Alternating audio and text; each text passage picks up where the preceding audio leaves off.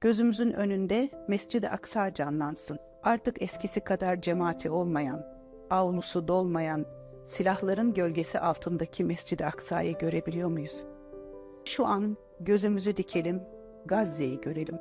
Aramızdaki mesafe kalksın, aramızda kilometrelerce mesafe varsa da aslında asla uzak olmadığını hissedelim. Gazze'yi görebiliyor muyuz?